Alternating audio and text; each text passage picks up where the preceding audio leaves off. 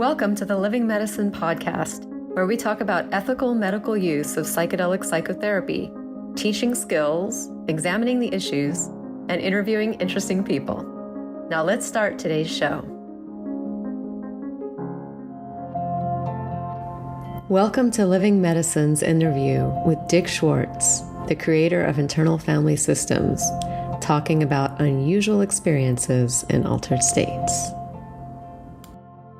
I'm Dr. Sandra Newis, and I have the privilege of being here with Dr. Dick Schwartz. And I'll give you a little bit of a brief intro, but I doubt that it needs much. I think that, in my opinion, Dick, this is in all sincerity, I think you're one of the most influential people in the mental health field right now. And I am deeply appreciative of how much your influence has really changed the way not only practitioners work, but also the way people really think about themselves, and how, your model just really depathologizes a lot of things that I think people have really struggled with. So I'll do the more formal intro. So I have the privilege of being here with Dr. Dick Schwartz, who's the creator of Internal Family Systems, which, again, I think most of us know is a highly effective therapeutic model that depathologizes the multi-part personality, really focusing on parts. Some people may not be aware that it's actually evidence-based, which is amazing because that really gives us a very solid platform, both for the confidence in the work, but also something to really withstand scrutiny and to really expand in doing that. So I'm really excited about that. The IFS Institute offers training for professionals and the general public. Dr. Schwartz is currently on the faculty for Harvard Medical School and has published 5 books, including No Bad Parts, Healing Trauma and Restoring Wholeness with the Internal Family Systems Model. I personally know multiple people who've worked with No Bad Parts, and as have I recommend it to clients. And I think that's been a really big influence. So Dick lived with his wife, Jean, near Chicago, close to his daughters and his growing number of grandchildren. And he just told me that he just got back from a long extended period on the road. So doing training and spending time in the Caribbean and Hawaii. So thank you so much for being here. Well, it's great to be with you, Sandy, and I'm honored by your interest and your words about me.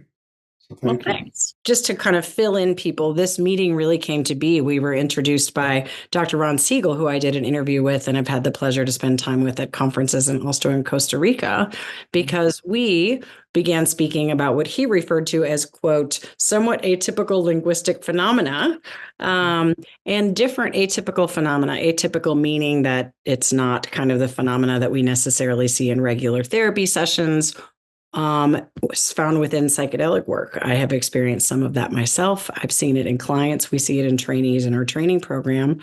And I'm both fascinated by it and also am quite concerned that we need to understand more about this and have some tools to work with it. And Ron suggested that you are a person who shares that interest and also perhaps even that concern. So that brought us together. That's right. Yeah. And I'm happy to talk about that and other things. Great. Good. So, one of the places that I would love to start, I know lots of people and there's lots of information about IFS out there online. And you've done many talks on that, and I looked up the YouTube. And so if you would like to, first I wanted to say, if you'd like to kind of just give a brief introduction, just so that people have the frame who might be less familiar. Yeah, happy to do that. So basic idea is that we're all multiple personalities, and I don't mean we all have multiple personality disorder, but the people who get that diagnosis aren't really different from the rest of us, except that because of the horrific trauma they suffered as children, they're what I call parts, but are called alters in the MPD world, got blown apart more. So they don't communicate much. There are these amnesic blocks between them. But the phenomena of having multiple inner people, really, what other systems call subpersonalities, from my point of view, and this is after 40 years of researching this whole inner world, is normal. It's the way we're meant to be. We're meant to have many different minds trying to help us in our lives with different talents and different resources for us. And if they never got traumatized or didn't pick up what we call burdens from the culture or from our ancestors or from traumas that happened to us, they would always be in their naturally valuable states, and they would just be helping us in different ways as we go through our lives. And some of them are, some of them haven't been burdened that way. And there's lots and lots of them. And that trauma and what is called attachment injuries or bad parenting or that some of these parts just didn't fit into your family. All of that combines to take them out of their naturally valuable states into roles that can be quite extreme and sometimes damaging, and freezes them in time, so that often, if you were to ask one of these parts how old it thought you were, you'd get a single digit, because it's living back when it took on this new role, when it shifted out of its naturally valuable state into this protective role or whatever it's in. And it still thinks you're 9 years old and it has to protect you the way it did when you were 9 years old. And it carries what we're going to call burdens, the definition of which are extreme beliefs and emotions that came into your system from those experiences and attach to these parts and then drive the way they operate like a virus. And so that's the way I see the mind. And as I come from family therapy and steeped in systems thinking, so as I was encountering this inner system in clients, I started to try and track the distinctions and sequences to try and map out this world of parts. And the map that came then and is held up over these 40 years was between parts that, as I was saying, are before they were hurt, were these delightful inner children that were playful and loving and creative and joyful and so on. But once they do get hurt or terrified or shamed, now they carry the burden of terror or worthlessness or emotional pain, because they're the most sensitive parts of us. And then once they get hurt like that, we don't want to be around them because they can overwhelm us and pull us back into those scenes and make us feel terrible. And so we have a natural impulse to lock them away in inner basements or abysses. And everybody around us tells us to do that because this is a rugged individualist culture. So you must be strong. You must be productive. You must work hard. Exactly. And you're supposed to just move on from trauma and don't look back and don't carry those memories anymore. Just move on. And that would be fine if you were just moving on from memories. But unbeknownst to you, you're locking away the parts of you that were hurt the most or scared the most or shamed the most. And not only is that bad for those parts, but you no longer have access to those lovely qualities that they carry. So you become less of a person, and they are suffering constantly in this exile. So we call them exiles. And when you have a lot of exiles, you feel more delicate. The world seems more dangerous because so many things could trigger them. And if they get triggered, it's like a big explosion of flames of emotion are going to consume you and pull you down. So other parts are forced out of their naturally valuable states to become protectors. One class of which we call managers, because they're trying to manage your life so that your exiles don't get triggered, so they stay contained. And some of them are managing your relationships so no one gets close enough to hurt you again, managing your appearance so that everybody likes you and doesn't reject you, manage your performance so you get accolades to counter the worthlessness. Some of them are the inner critics that are yelling at you constantly with the goal of getting you to do these things.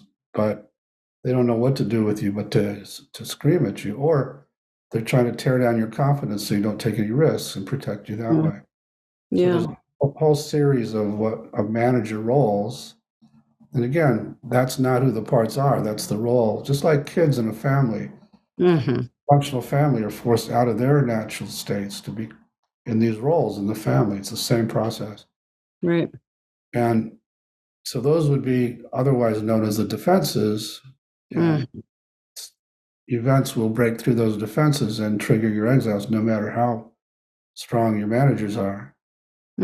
That's a big emergency because other parts of you feel like you're going to die. So there's another set of protectors standing guard and go into action immediately to deal with this emergency. And douse the flames of emotion with some substance, or get you higher than the flames until they burn themselves out, or will get you distracted until they burn themselves out. So these we call firefighter protectors. And they're in contrast to the managers who are in control, trying to stay in control and please people. Firefighters take you out of control and piss off everybody. A lot of them do, not all of them. Yes. And they tend to be impulsive. And I don't care about the consequences to your body, to your relationships. I just got to get you out of here, right, before you burn up from these emotions. So that's the map. It's pretty simple. Just big distinction between protectors and exiles. And the two kinds of protectors, managers and firefighters. And just to complete, as I was mucking around with all this and tried to, as a family therapist, I'm trying to get this inner system to get along, as I got hip to the fact that these parts aren't what they seem and they're actually deserve to be listened to. So I'd be trying to have maybe you listen to your critic rather than attack it. And it's going okay, but suddenly you're furious with the critic. And it reminded me of family sessions where working with two family members, and suddenly a third one jumps in and is screwing everything up.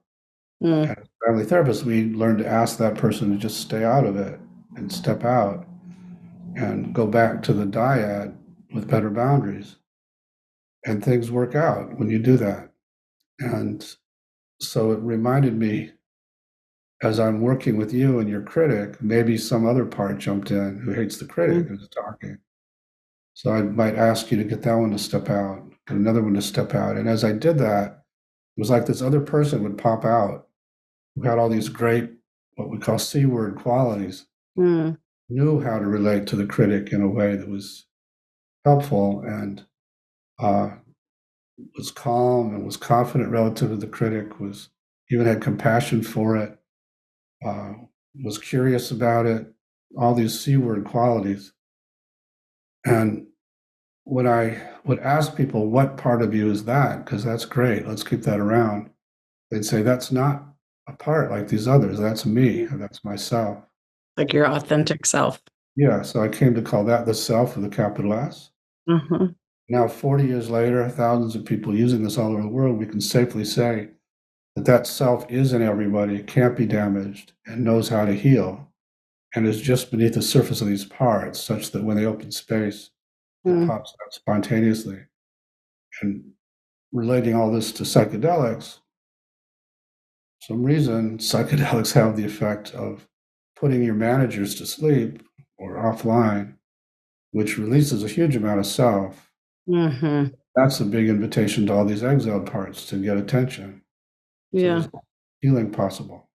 That's so interesting, because there's so many different elements there. There's psychodynamic elements. There's, like you said, there's family therapy elements. As you mentioned with psychedelics, one of the things that we see, and I think Michael Mithofer even maybe did a study on this. I was talking to him about it, and just that they, for whatever reason, even if you're not IFS trained, and I am informally IFS trained, I've read the books, I've watched your videos, I've been to some workshops, that just comes out. Like the parts language just emerges, and I don't do it. And amongst our training program, we see that over and over again. And so, that to me, of all the things I've ever experienced, lends credence to this. Like, this wants to happen. This naturally just does happen. Yeah, I don't know how many years ago it was, but when I first got interested in psychedelics and IFS, he called me up because he's a well-trained IFS therapist, as is his wife Annie. Mm-hmm. And he said, as they were doing the MAPS research, especially with the high dose MDMA, they kept track of how often that would happen. Not only would people start talking the language, but they would start working with their parts, basically Mm-hmm. start doing IFS on their own without any cueing from the facilitator. And it was 80%. And that 80. just, I mean, that's really consistent with what I see. And I think if you prompt it, you get a little bit more. yeah, And, it's given me a lot of both interest in learning more, but also confidence that this is a naturally emerging phenomena. And so this is part of human nature, which is one of the things I think is so interesting that's about what, this that's, work. it was very validating to me because it felt like I had just stumbled onto something that people know how to do spontaneously on their own. Mhm. Yeah. Yeah. Yeah. Yeah. Well, and I think that kind of brings back to the psychedelics piece is that, we have a mental health epidemic and people are flocking to psychedelics, hoping that it'll be the panacea, which I, continually say, like, it is not. Like, it requires a lot of training, it requires a lot of handle with care. And kind of want to move into some of those directions as well, that just, kind of leading to some of the spiritual components and, some of the things that people can see with this. And I'm just wondering, to back up a little bit, if you could just, you said in an earlier conversation that we had that really there actually are some spiritual underpinnings. And some of your work talks about like the big self and how that parallels to higher self. And I just wonder if you can speak to that part as just kind of a frame. Yeah. So when I first encountered self, the way I described it, I named four of the C's, but there are four others, which include courage, creativity, clarity, and connectedness. Mm. So those are the 8 C words that we use to describe the qualities of self. Um, I was amazed because I was working with a population of clients that had no business showing any of those qualities based on their histories Mm. or based on attachment theory, which I had studied in graduate school, which says to have any of that inside of you, you needed to have gotten it from a relationship. Mm. It's not inherent in you. And I was working with clients who had horrible, horrible, torturous childhoods. You couldn't account for this being there based on attachment theory. Right. And don't get me wrong, there are many things I love about attachment theory, but that one piece is just wrong.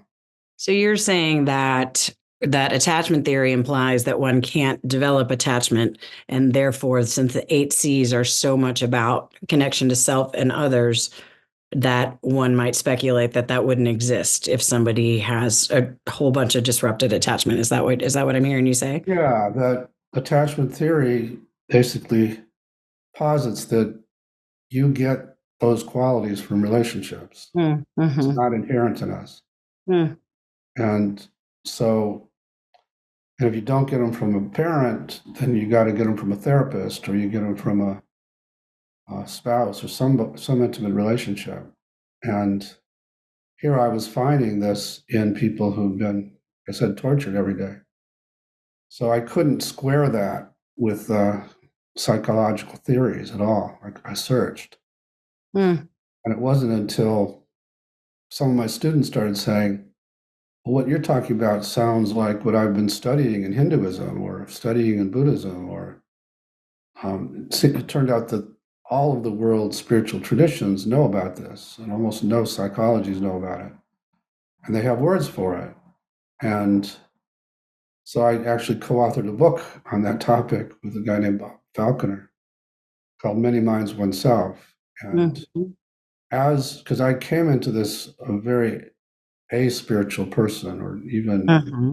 anti-spiritual, but that was the beginning of a shift toward a much more spiritual understanding of all of this. And so, yeah, at this point, for me, what I'm calling self is a drop of that big ocean of the big self or God or whatever you want to call that, the non-dual. Mm-hmm. And that, or I love the quantum physics. Photons are both a particle and a wave. So there's a wave state of self where you don't have boundaries and you just feel this kind of blissful oneness. And you can access that through psychedelics. You're no longer connected to your individuality, to your body at all. And then as you come back, you begin to particleize and you come back into your body and you feel these boundaries and you feel separate from others. But it's the same self. It's a drop of that ocean, just in a different form. That's where I stand with this. And it's very helpful to know that. It's very helpful to know that at that much higher level, you are connected to everything else.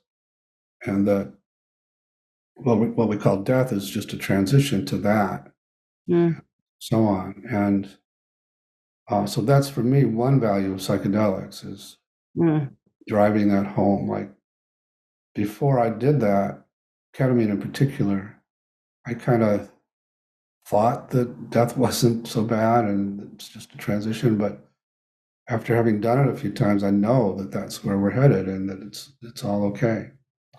And that's why psychedelics are so useful for end-of-life people. Yeah, I mean, that's very much a parallel to my own personal experience, as well as what we see in with our clients and in our training program. And, I want to get to that in a minute or maybe now, but want to just kind of ping that if this feels like the right way. But, we are starting to actually have concerns.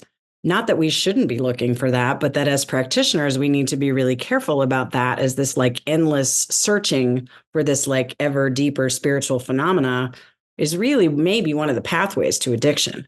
That we are so seeking this connection to higher self, which is what a lot of earth medicine and ancestral medicine study would say, that we are so disconnected that we are desperately seeking. So then we get psychedelics that take us to this, oh my gosh, here it is. So therefore I need to keep doing. Yeah. And I just wonder, do you know, what are your thoughts about that? Yeah, people call that a spiritual bypass. And you see it not just in psychedelics, but in all spiritualities, that you can access that bliss state. And many gurus and seekers advocate that, that's the goal, is to get more and more awakened, quote unquote, that way, and to live in those places as much as possible. All that would be fine if not for the fact that in doing that, you're abandoning these exiled parts that be hurting and needing your attention. Right. And that's the addictive part of it, is that just like getting high on drugs, you get higher than the pain. And same with spirituality.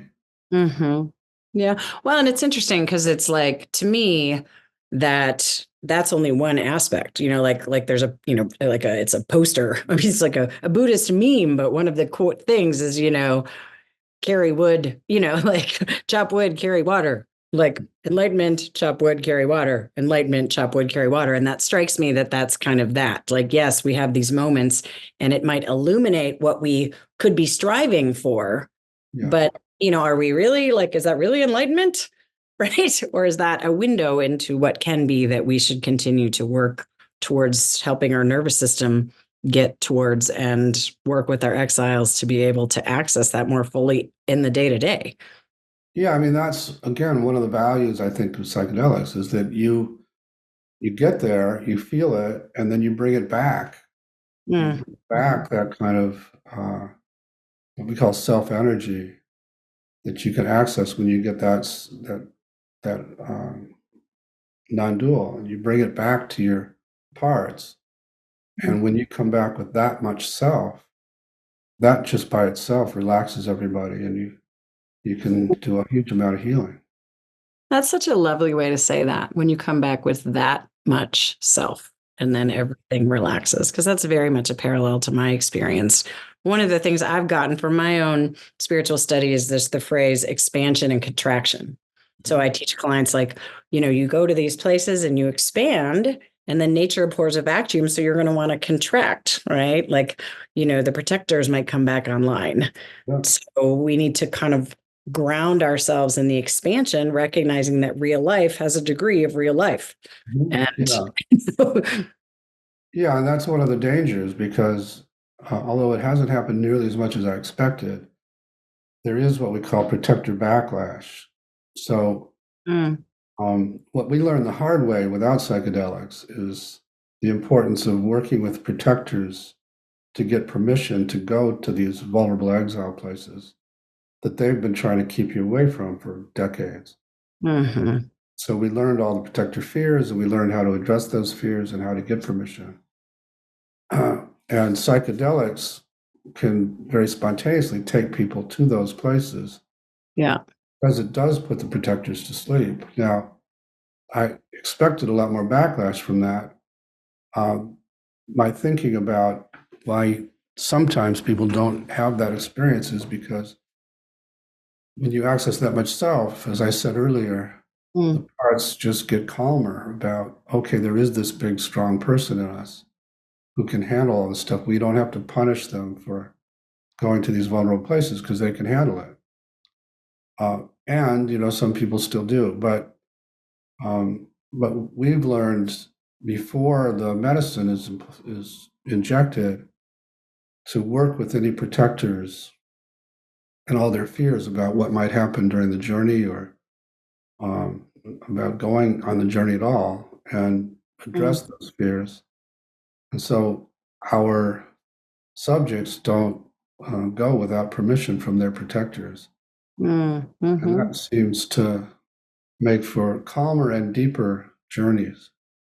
Can you speak to just a little bit of the how-to on that? One of the things, again, is like, what kind of snippets can we draw from those who, people get stuck like, oh, I'm not IFS certified, so therefore I can't use any of the concepts. And first of all, do you share that? Like, are you okay with people kind of taking snippets, or is it Of like, course, yeah. No, of course, yeah. okay, all right. So if you are, then I wonder if you could share some snippets, because that's also a really nice segue into kind of, talking about unattached burdens and guides and things like that I know is some of the pieces in your model as well.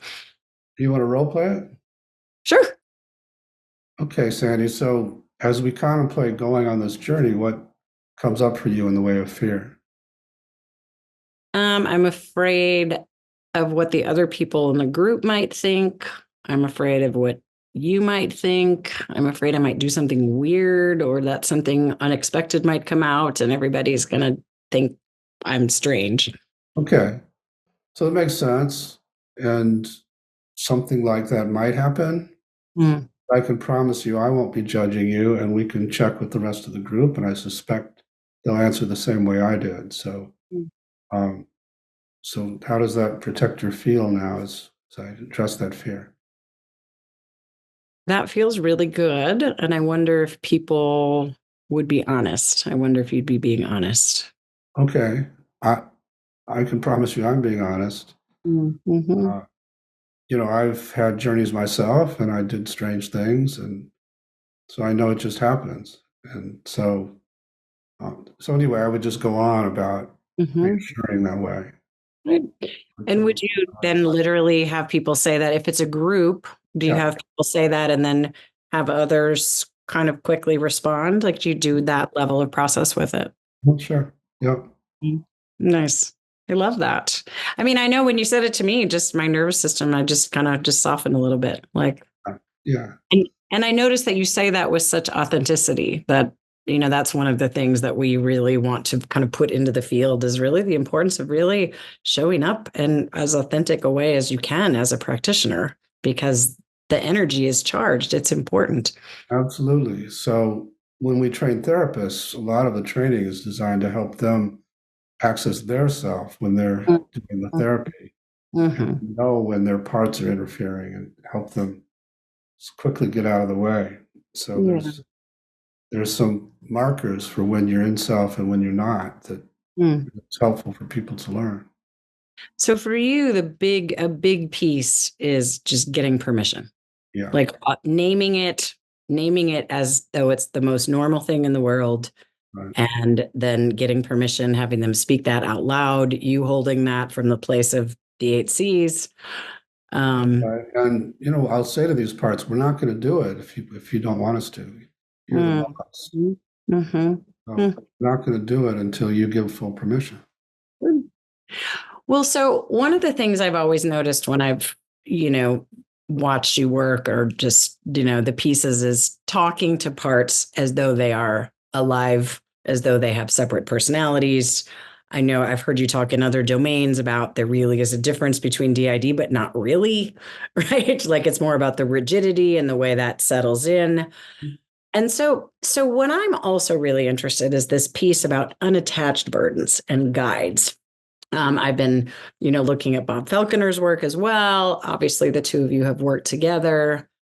And the kind of the broad question here is, can you tell us a little bit about that? And where I'd like to eventually land is, how do we differentiate that, both for as practitioners when we see it, and also helping clients or trainees or participants, depending on whatever word we want to use, work with that as well? So, which of those do you want to start with? Well, first of all, let's just talk about what they are, right? And then with the idea being like, how is that different than parts? Okay. So, what we call unattached burdens, this goes back many years, and I was working with people with the assumption that there were no bad parts, which is the book I wrote, but Mm-hmm. I still maintain that, but these are not parts. So, Mm. but I would run into one of these and it would just say, I want to hurt the person, I want to kill the person, I want to do damage to other people. And I would say, okay, what are you afraid would happen if you didn't do that? And they would say, I'm not afraid of anything. That's just what I do. I want to destroy her. Mm. Okay. And I would just go on and on trying to find the protective intention of the thing futilely. And at Mm. some point, I started asking, well, are you a part? And for whatever reason, they don't lie. So they'd say no, or not Mm. exactly, some version of that. And Mm. I'd say, well, what are you? And they'd say, well, they couldn't really, they're not that smart, a lot of them. So it's hard for them to be totally articulate about it. But they could even say when they came into the client and how they got in and so on. Mm. And so now we call them unattached burdens so that it's a little less scary than the word entity, which is what Right. most shamanic traditions call them. Well, and it's interesting because, like I've, studied and been with various shamanic traditions, but also spiritual traditions. Like, I shared your view about, there are some core elements that are really found in, many, many traditions that go back thousands and thousands of years. And when something is seen in that many domains, it makes sense that one might pay credence to it, right? And so are you saying that it's really the choice of unattached burden is, one, kind of attached to the fact that you talk about burdens in IFS, but two, like very literally it is the same. You're just trying to shift the language a little bit to make it less scary? Well, yeah, I mean, when we unburden parts, they literally can tell you what they are. They tell you Mm. there's this burning thing in my chest or this weight on my shoulders, and then you take it out and it's this little burning thing, Mm-hmm. then send it out of the system. Yeah. Well, these are these little burning things that aren't attached to any part. They just are in there floating around. So, Mm. uh, I'm curious what your thoughts are about how they got there. Like, is it all trauma related? Like the idea about DID? Is it accidental? Could you be somewhere where they attach to you? yeah, Um, it's sort of all of those. So when you ask them, they'll basically say, when you were out of your body, they got in. So mm, when yourself was out. So there, you find them a lot in people who've been abused mm, severely, or mm, have a lot of operations, or have done a lot of psychedelics, mm-hmm. or things like that. All those kind of things that take you out of your body, they can't penetrate self energy, so they wait around, and as soon as you're not, then they have an opening. So, Mm-hmm. I have heard in some other types of circles like that they feed on stress. That when and that would be if your self, I would and to use IFS language, if your self is not strong. that's right. So if you're caught up in stress, they kind of like grab hold and feed on Yeah, that. if you're blended with certain parts that do take you out of your body a bit, which there are many of those, then they have an opening. Yeah. But the important thing to know is that they have no power if you're not afraid of them. So if I'm working with you and we find one of these and you're terrified of it, it has a lot of power. Mm-hmm. We get all the scared parts into a waiting room and let you be with it. Suddenly you're saying, no, I'm not afraid of it anymore. And it's trying to hit me, but it has no power now. It can't. And so I'll say, okay, then just let it know it can't stay. It doesn't belong here. We're going to send it to where it'll be transformed. And I would have you just bring in the light to shine on it and just send it out. So that piece, bring it to the light, that is also found in many spiritual traditions. It's also found in kind of new age philosophy, like, are we, light workers versus battling the light and the dark. And so I'm just curious kind of where that comes from for you. Is that part of your own experience, part of your own belief system? No, not a bit. It's super simple. Like you did a demo with me. It was super helpful. And Yeah. it felt so simple. I was like, oh, we'll just bring it to the light. Like I can do that. Well, it comes from trial and error, really, because when we first learned about burdens, that parts carried them, I would say, okay, well, can the part take it out of its body? And they could, and then we didn't know what to do with them because we didn't want to build up some kind of toxic waste dump inside of people. So what should we do with this? And at the time, there was a woman named Michi Rose who was studying shamanism and said in shamanism, they offer the elements. So light, water, fire, wind, earth, anything else. So we started with light, but there were some parts that didn't want to give it up to the light. They wanted something else. So then we offered the other options. And now parts just pick which one they want to do. And then they set up a fire and we put it in the fire and let the fire take it. So everything with this thing has really just been trial and error, sort of. So I'm just following the data, even though it takes me way outside the paradigm. It certainly is outside of the paradigm. But what's super interesting about that for me is that is directly in the paradigm. I studied with Malajoma Somé, and now I study with Cater Brown, and so does Signy, my business partner, doing rites of passage work and elemental ceremony and ritual. And that whole tradition is about, the use of elementals, the energetics of the elementals to both heal and to transform and to clear, but also to bring in. Mm-hmm. So, your work, one of the things I value so much about it is you're bridging these gaps in a scientific, methodological, evidence-based way. And it's offering us some really tangible tools to be able to work with what has previously been thought of as just esoteric phenomena. Totally. And the same thing with what we call guides, that it turns out, what's been very humbling to me is that it's been made very clear to me that this model didn't come out of my little brain. The guides have loaned it to me to bring to the world. And that was a big relief when I learned that. And so as I explored all of that, and again, explored it simply because as I'm working with clients and they do some big unburdenings, they'll start saying something like, I'm hearing this voice and it's telling me these things about me and how I should, how I should think about myself or what I might want to do in my life. And I would have them focus on that as a part. And at some point it would say, no, it's not a part, that it's something else and it's here to help. And sort of the opposite of the UBs. It's here to help not only you, but also humanity. And so as I increasingly ran into that phenomenon, I just got more and more interested and began trading sessions with a woman who channels my guides, which has Oh, nice. been incredibly valuable. And Mm-hmm. so I've come to really believe that this phenomenon is true as well.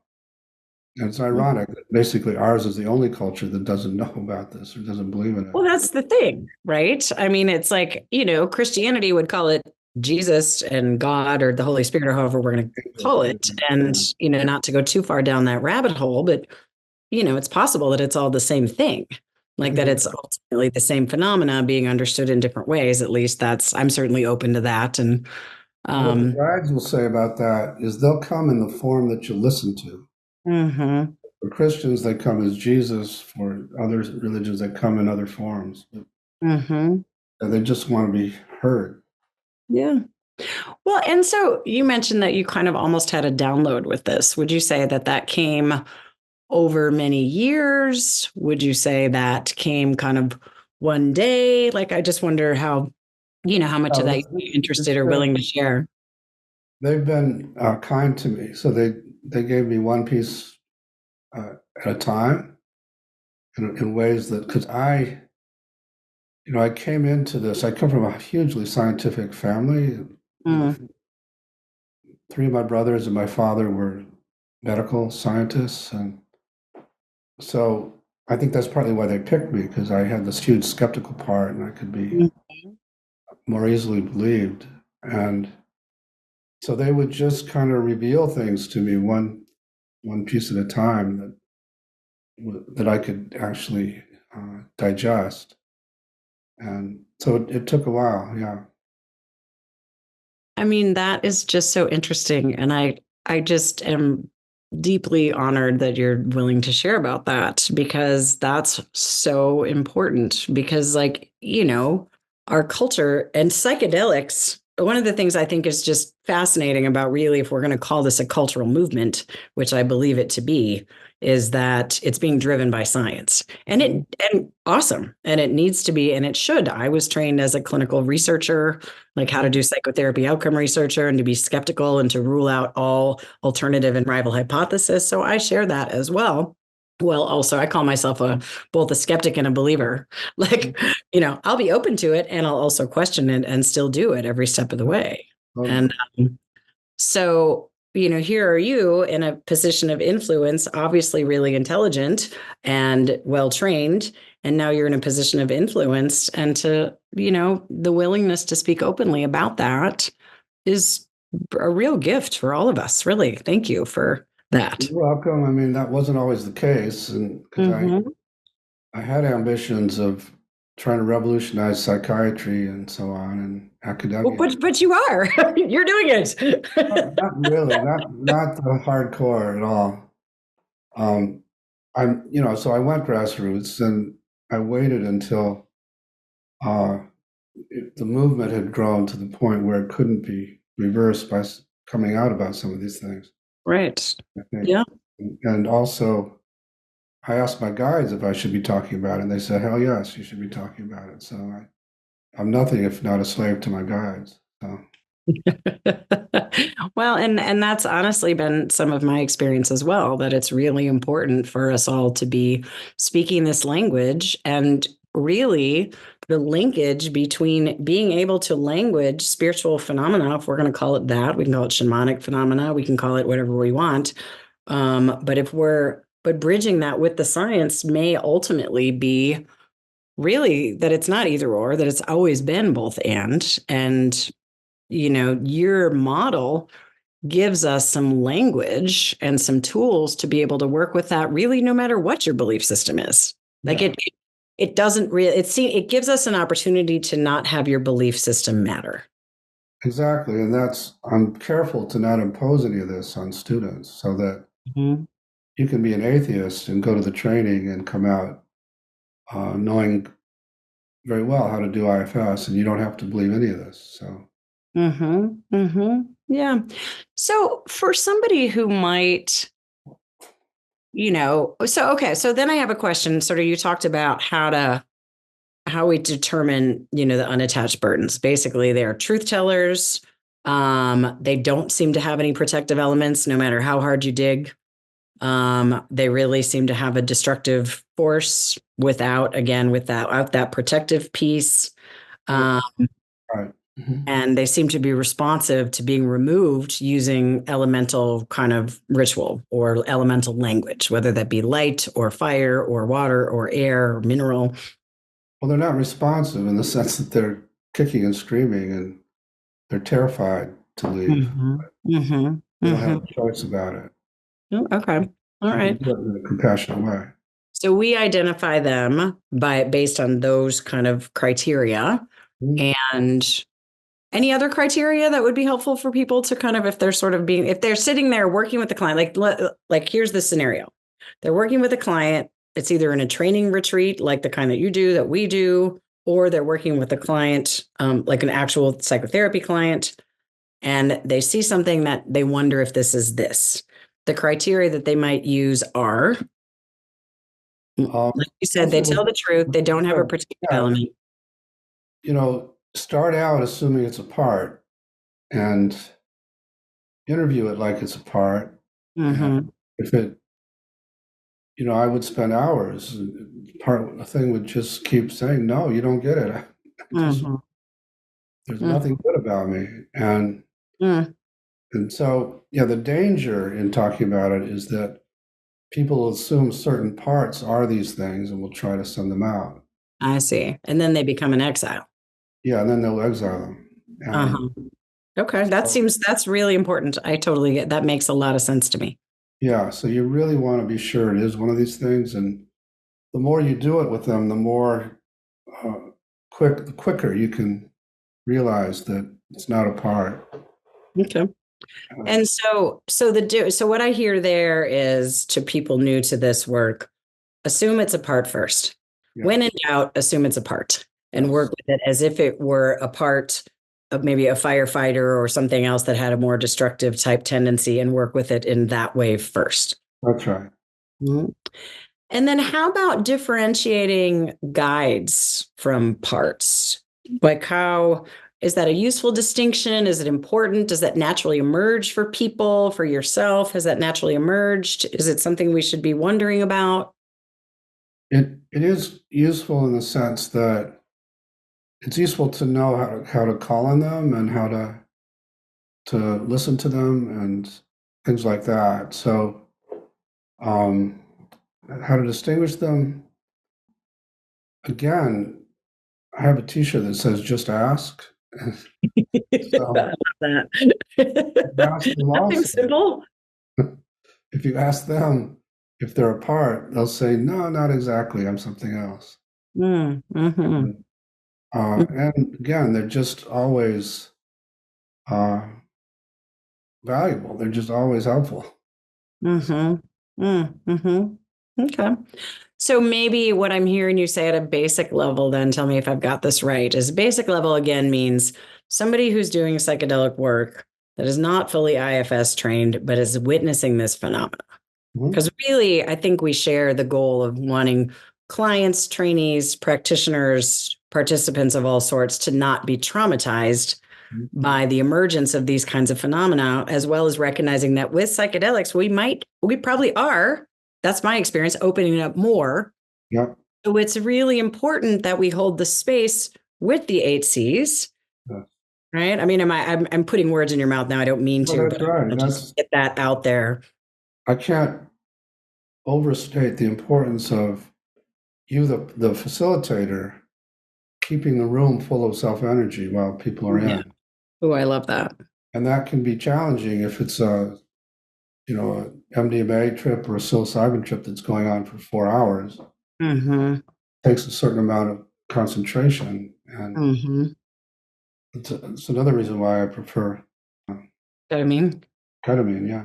right. I mean, sometimes I'll do 3 sessions in a row and mostly IV with clients. So I'm in the room for, 6 hours and under the influence with people for 4+. So it certainly involves a lot of really me connecting to myself, right? In order to be able to be in there. And there's a difference. Like if I'm not, the client has a different experience. If I'm distracted, just Absolutely. do. No, that's totally true. And I don't think there's enough emphasis in the psychedelics world on the presence of the facilitator. Mm-hmm. And, and not only to protect from these UBs, but just the more self-energy is in the room, the more protectors sense the safety of it, and the more the exiles feel invited. Mm-hmm. Well, and that's interesting because it brings the question then about, ketamine therapy versus CAP, right? Or just doing the medicine in a group versus doing it in a well-held container. I mean, we prioritize the container above the medicine. We prioritize the process, but the medicine is a tool. But there's a prevailing view out there in the world that it's just about the medicine. So I'm just curious what your thoughts are about that and how that might all relate. I totally agree, and as much as I like Michael Pollan, he did a big disservice that way because he really emphasized how the medicine is the healing agent, and it can be, but it's like you said, it's a tool that opens up a lot of things, and it can also cause a lot of damage if people don't know, if they're not in a good setting, or if they don't know what to do. Like, another reason I think the IFS perspective is valuable, because I've heard from people who went to practitioners who, when they had a panic attack, for example, thought it was a panic attack and got scared themselves and tried to pull them out of it and just escalated. And if instead the practitioner thought, oh, here's one of these really scared exiles that's come in, let's see if it'll separate a little bit so the client can help it. It's a great opportunity to do a big piece of healing. But if you say, oh my God, they're having a panic attack, it's going to go south. So, no, for sure. I have a client that every single session, I've been working with this person for a while. They started off doing an infusion series, and now they come in about every 4 to 5 weeks for boosters, and we see each other in between. No matter how often we've done it, at some point during the ketamine session, and sometimes it's even at the end, like it's more often at the end now, which is interesting to me. They do have some kind of panic attack. Like, turn it off. I can't handle it. This is horrible. And I've begun to track, like, it's a different voice. It's a different demeanor. And so we're just like, oh, hi, welcome. Right? Like, we see you, we witness you, to use your language. We see that you're here. And I wonder if is it okay to continue? Yeah, that's exactly what I'm talking about. Right. So, well, just as we're kind of, winding up our time together, just any other really things that you'd like to put out into the field, suggestions for practitioners in particular, things that you've mentioned are the importance of the container, the importance of holding yourself, the importance of assuming it's a part and working with it as such before anything else. You've talked about making sure that you have protection, or that you have permission from the protectors to be able to move forward. Other things that you might really suggest specifically to, like, how can we do great, psychedelic work, but also how can we really be available and we call it stepping into kind of a calm authority when we see something that might be outside of our frame of reference, which we probably are going to. Definitely you will. And the calm authority is what I call self. One of the C words. And then for the authority, you have confidence and courage. And so if you stay in self, you really won't be intimidated by anything. That's really key, because, as you say, a lot of strange things start to happen. They do. And the longer you're in it, the more we're going to see it. And people in the underground and people in the sacred plant medicine communities have more training, maybe not. And, indigenous cultures have training and perspective on how to deal with this. And, we've got people like, Dr. Jo Tafur and Belinda, I've forgotten her last name, but, she's an indigenous person with Jarkuna Institute, have, begun to raise the alarm. Like, we need to be mindful of this. We need to be careful of this. We need to welcome it, but also work with it. And it sounds like you're adding your voice to that as well. Very much. And the training you need isn't to know all the different possible phenomena that you're going to encounter. And the training is to know how, when something does happen that's unexpected, how Mhm. to go to the part of you that gets startled and Yeah. help you relax and trust you to stay. And that's a lot of what we train therapists to do. I love that. Great. Well, anything else that you'd like to share before we finish today? Let me think. I think we covered pretty well the territory. Uh, I really appreciate your interest in what you're doing and incorporating it. And I'm hoping, as I think you are now, that IFS can be at least one of the several main maps to the psychedelic territory. And uh, we're making progress in that direction. We got collaborations going with maps and other places. So, yeah. I'm on board. So I think it gives us the most tangible, straightforward, non-pathologizing and non-scary way to talk about whatever phenomenon might emerge. And, that emphasis for practitioners and just maintaining their strong self Mhm. is really important. So I really appreciate you and I appreciate your time today and I appreciate your contribution. So, and thank you so much for sharing and on this personal level with me. Thank you. Thank you, Sandy. It's always a pleasure. Thanks for joining us today for this fascinating conversation. Stay tuned for our next episode with Dr. Ron Siegel, Harvard University professor and author of multiple books on mindfulness, for another really great conversation, another mind-bending exploration in the implications of psychedelic work and mental health. See you then.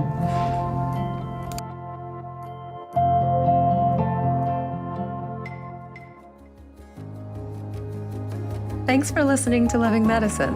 We'll see you again next time. Be sure to click subscribe to get future episodes.